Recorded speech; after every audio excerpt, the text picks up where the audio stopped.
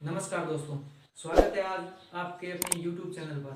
दोस्तों, हम इस चैनल के माध्यम से संपूर्ण गणित का अध्ययन धीरे धीरे करते जा रहे हैं। अगर आपने अभी तक चैनल को सब्सक्राइब नहीं किया तो सब्सक्राइब जरूर करें और पास दी गई बेल आइकन को जरूर दबाएं। तो इन फ्यूचर जो भी हम वीडियो डालेंगे उनका नोटिफिकेशन आप तक जरूर पहुँचे, क्योंकि हम इस चैनल के माध्यम से अलजेब्रा, ट्रिग्नोमेट्री एंड ज्योमेट्री जितने टफ टॉपिक है उनको भी बड़ी आसानी से हम इसको यहाँ इस चैनल के माध्यम से हल करने जा रहे हैं।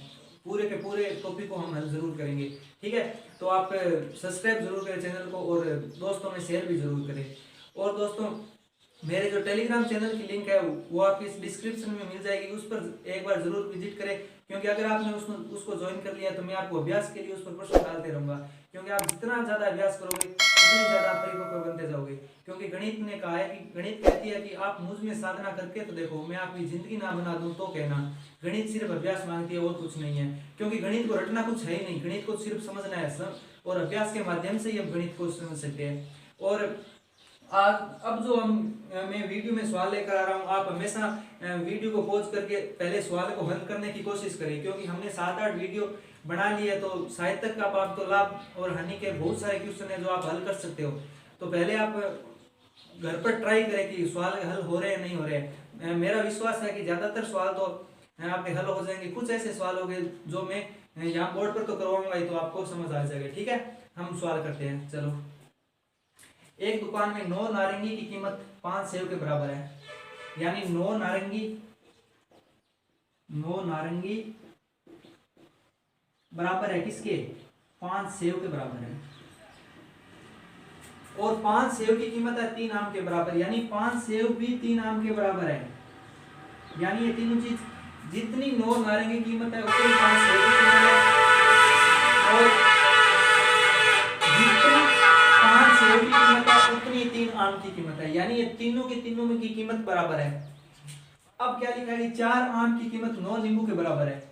यानी जो 4 आम की कीमत है किसके बराबर है? 9 नींबू के बराबर है। ये हो गया 9 नींबू के बराबर। यदि 3 नींबू की कीमत 50 पैसे हो, यानी 3 नींबू है वो कितने के है? 50 पैसे के है।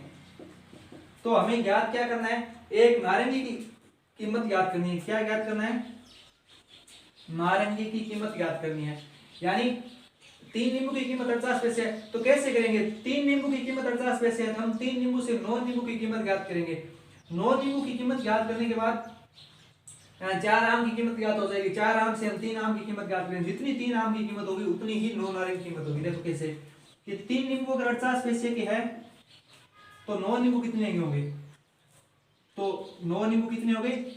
50 बटे 3 इंटू 9, 3 एकम 3, 3 एकम 3, 18 6 18, 16 को 9 से गुणा करने पर 144, यानी 9 नींबू 144 पैसे के। 9 नींबू अगर 144 पैसे का तो 4 आम भी 144 के है, यानी 4 आम की वैल्यू भी 144 पैसे होगी। हमें 3 आम की वैल्यू ज्ञात करनी है। 3 आम की वैल्यू कितनी होगी?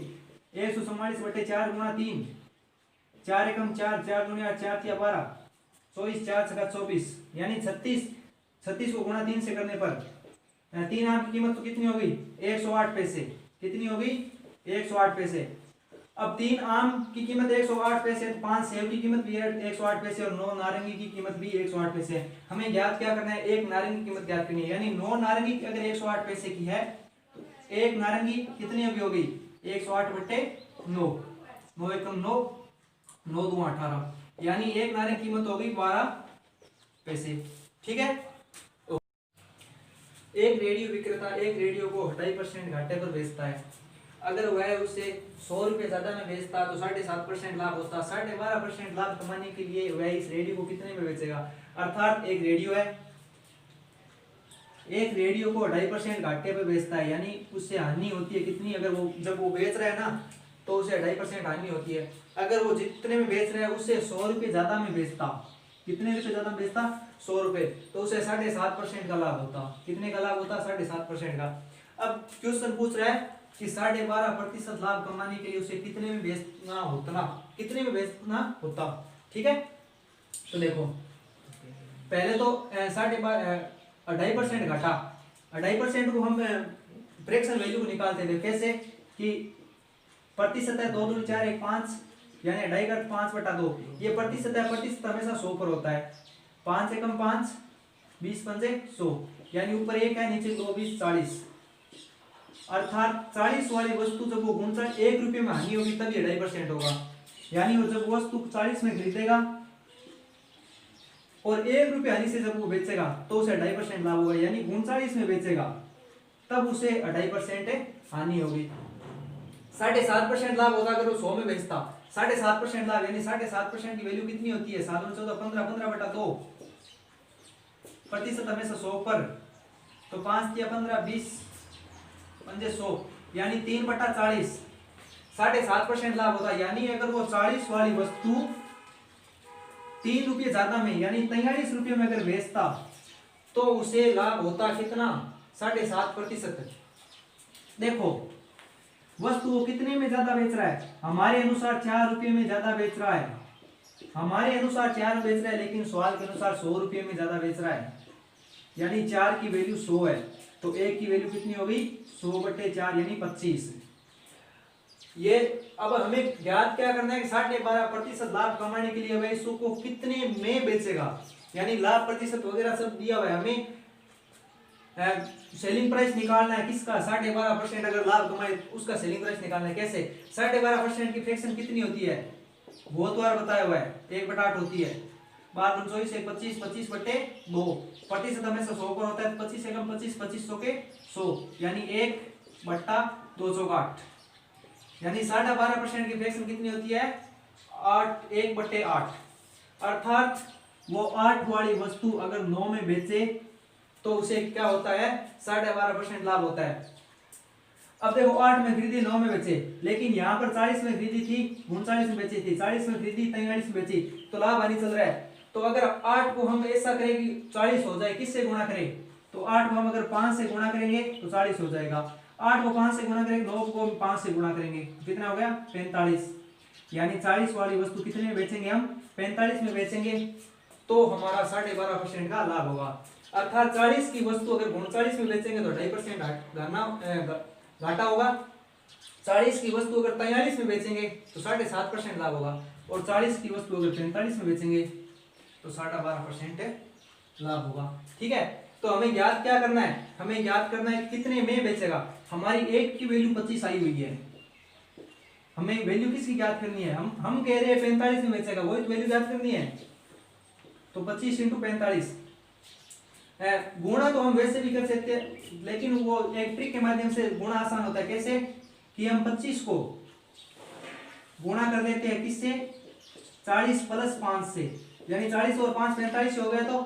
तो देखो 25 को 40 से गुणा करने पर 25 चौके 100 और 0 1000 प्लस 25 को 5 से गुणा करने पर कितना हो गया? 25 को 5 से गुणा करने पर कितना हो गया? 25 × 125 यानी 1000 और 125 जोड़ने पर कितना होता है? 1125 रुपये। यानी वो जो वस्तु है वो 1125 में बेचने पर 12.5% का हमें लाभ होगा। ठीक है, ओके। हाँ, एक बेईमान दुकानदार है, वो अपनी वस्तु को 85 रुपये की जगह 100 रुपये में बेचता है।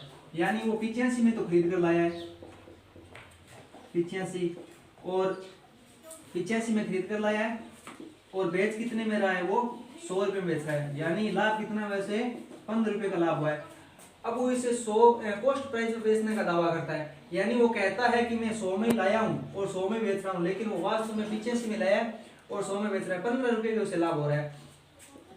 तो लाभ हमें लाभ प्रतिशत ज्ञात करना है। लाभ प्रतिशत यानी लाभ बटा क्रय मूल्य, क्रय मूल्य उसका 85 है इंटू 100।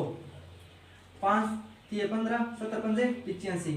3 को 100 से गुणा करने पर 300/17 भाग देने पर 17 एकम 17 13 30 70 7 119 11 से तुम बचे बट्टा 17 यानी 17 से 11/17% क्या हुआ? उसे लाभ हुआ है। ओके, चलो ठीक है।